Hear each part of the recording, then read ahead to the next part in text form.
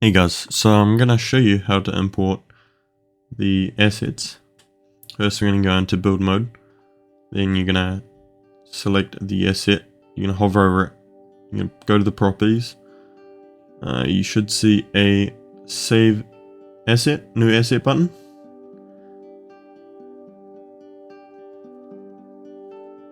We're going to create it, and then we can go to a new blank world and import it. So go to a blank world, just name it whatever you want. I named it Cookies Assets.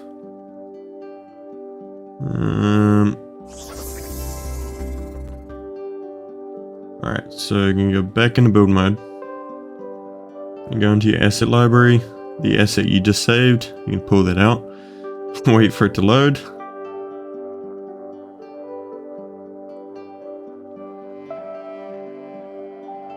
Alright, so you just put this down wherever you want. You're going to select over it again. Instead of saving it, you're going to ungroup it. That is because of a Horizon glitch. When pulling out assets, I just grouped everything, so nothing messes up. You don't need that build mode one, that's why I deleted it, that leaderboard, unless you want it. And you're going to go across and ungroup every subgroup inside that group. As you can see, I'm just going across every single one, ungrouping it. So now, do you want to add all these player persistent variables? You want to go to the system tab, which is the one of the three dots, three lines, click player variables. Now you're going to type a name. So you just want to copy what I've written there. Exactly capital for capital, lowercase for lowercase. As you can see, I messed it up here. And backspace it, put lowercase, otherwise it will not work. I'm just going to speed it up here.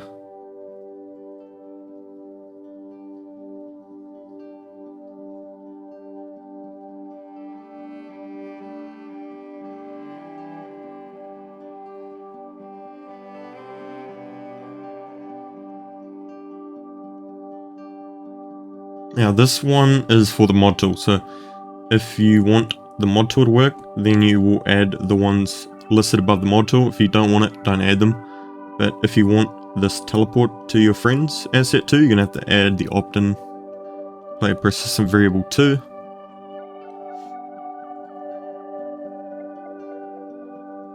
And also if you're on the age verification, you're going to have to add that too. If you don't want it, don't add it, and you can delete the asset. And that's all the player persistent variables you have to add.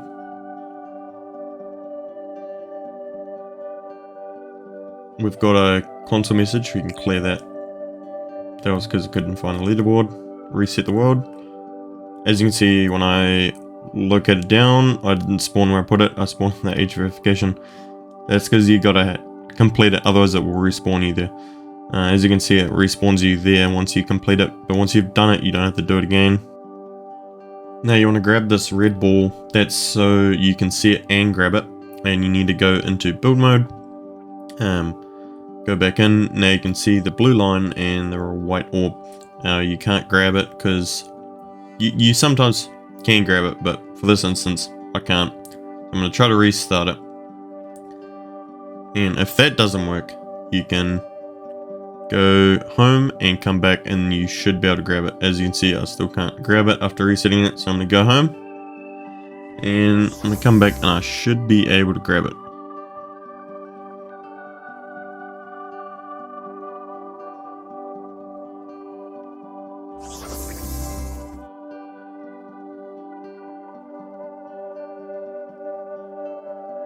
Okay, so now I can grab the blue line. So now that should be all working. So you can click people's names with your trigger. You can also grab it out of your head. Once you let go of it, the menu will disappear as seen. And you can also swipe your hand over the white ball to retrieve it. That's if someone else is using it, because you can add other people to it. So you click, and you can click move player, but you'll see that won't work because we haven't got player custom movements on. So you need to go to world settings, player settings, scroll all the way down. It says it's on, but it's not. You have to turn it off and then back on again. And you can see it in here too. It says there's an error, you can clear that, reset the world, go back in. Now you should be able to move players. This is also why sometimes the teleport to player won't work, because it's using that custom player movement. So if that doesn't work, make sure you have it turned on. See, it's a bit jittery because I'm spamming teleport to player. There's no other person to teleport. So yeah, you can session kick people. That's only for the duration of the session / instance. So if they go to new instance, they can get back in. The pop-up will display for a long time because I have it set for a long time. Also, they will respawn to this respawn point here.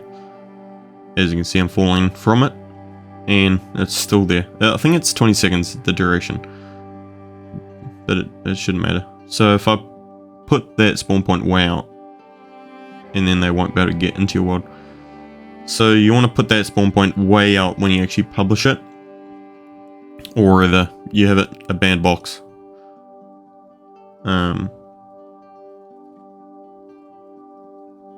So yeah, I'm gonna warn player. You can warn player to end the long message or override it. As you can see, you can also kick people 1 day or 28 days or in between, and no matter what happens, if you reset the world, they'll still be banned for 1 day, and it does tell them how long they have left. So when you open the properties of these spawn points, it tells you which ones they are for. Make sure you don't ban yourself, because you have to have access to unban yourself. I'm gonna the warning cert stops the pop-up, and now I'm unbanned. So if I go in build mode, come back in, as you can see, it doesn't say I'm banned. I'm gonna retrieve it again.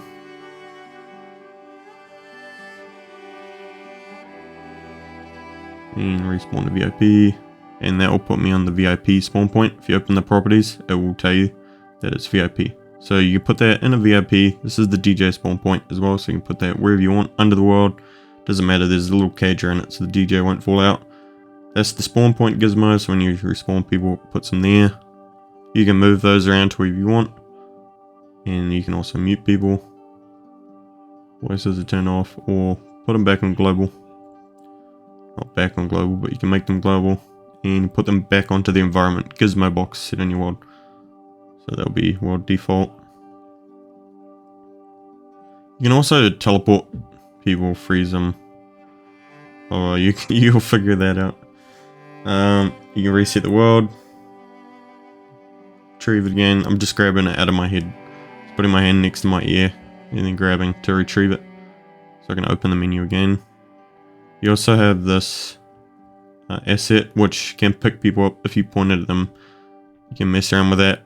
You have to put your name into the script so you can actually grab it. That's how I've got it set. So mine's in there by default.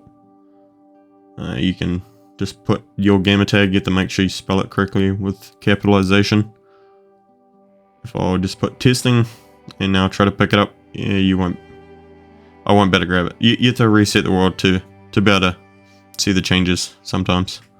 And now you can see I can't grab it. So I go back in, put my name back in, reset the world. I should be able to grab it again. So